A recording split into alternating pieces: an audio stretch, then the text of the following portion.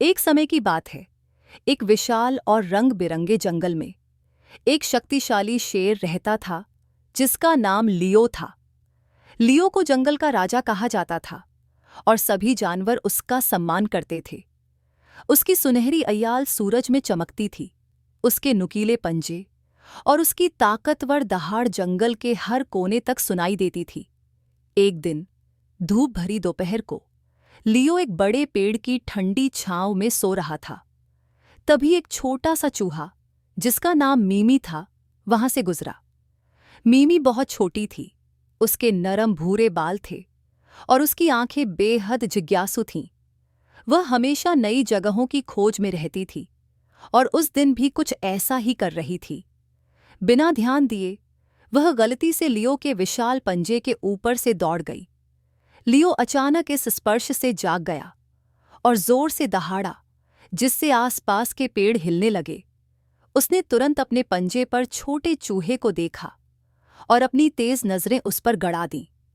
लियो ने अपना भारी पंजा उठाया उसे मारने के लिए, यह सोचते हुए कि यह एक मामूली सी परेशानी है। मीमी डर के मारे कांपते हुए बोली, कृपया मुझे मत मारिए श्रीमान शेर। मैंने आपको परेशान करने का कोई इरादा नहीं था।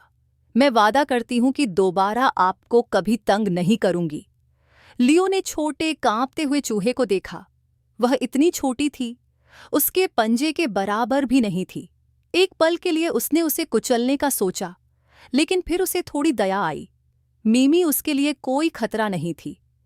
तुम्हारी किस्मत अच्छी है छोटे चूहे, लियो ने अपनी भारी आवाज में कहा, जिसमें हल्की दया की झलक थी। इस बार तुम्हें छोड़ रहा हूं, लेकिन अगली बार ज्यादा ध्यान रखना। मीमी, जिसका दिल अब भी तेजी से धड़क रहा था, ने लियो का तहे दिल से धन्यवाद किया।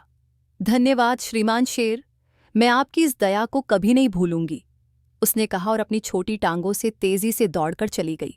कुछ दिनों बाद लियो जंगल में टहल रहा था और अपनी अय्याल पर पड़ रही धूप का आनंद ले रहा था। लेकिन चलते चलते उसे वो जाल दिखाई नहीं दिया जो शिकारियों ने बिछाया था। एक ही पल में वह मजबूत रस्सियों से बने जाल में फंस गया।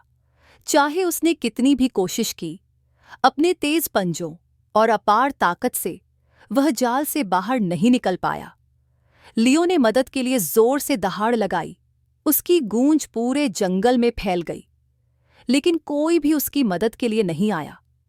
जैसे ही लियो की उम्मीदें टूटने लगीं, पास ही मौजूद मीमी ने शेर की परिचित दहाड़ सुनी। उसने पहचान लिया कि यह लियो की आवाज है और तुरंत उसकी ओर दौड़ पड़ी। जब वह वहां पहुंची, उसने अपने मित्र को जाल में फंसा हुआ देखा, जो संघर्ष कर रहा था। बिना किसी झिझक के मीमी बोली, चिंता मत कीजिए श्रीमान शेर, मैं आपकी मदद करूंगी। हालांकि लियो बहुत बड़ा और ताकतवर था, मीमी जानती थी कि उसकी छोटी काया काम आ सकती है। उसने तुरंत जाल की रस्सियों को काटना शुरू किया। उसके दांत छोटे थे लेकिन नुकीले थे और वह पूरे उत्साह के साथ मोटी रस्सियों को काटने लगी। इसमें काफी समय और मेहनत लगी, लेकिन मीमी ने हार नहीं मानी। आखिरकार काफी देर बाद रस्सियां टूट गईं और लियो आजाद हो गया। लियो खड़ा हुआ, जाल के बाकी हिस्सों को अपने शरीर से झाड़ दिया और छोटे चूहे को आश्चर्य और कृतज्ञता से देखा। मैंने कभी नहीं सोचा था कि एक छोटा सा चूहा मेरी मदद कर सकता है, लियो ने विनम्रता से मुस्कुराते हुए कहा। लेकिन तुमने साबित कर दिया कि एक छोटा सा दोस्त भी बहुत बड़ा फर्क ला सकता है। तुमने मेरी जान बचाई, इसके लिए धन्यवाद, मीमी ने ऊपर देखते हुए मुस्कुराते हुए कहा। हमें हमेशा एक दूसरे की मदद करनी चाहिए, चाहे हम कितने भी बड़े या छोटे हों। उस दिन के बाद से लियो और मीमी सबसे अच्छे दोस्त बन गए।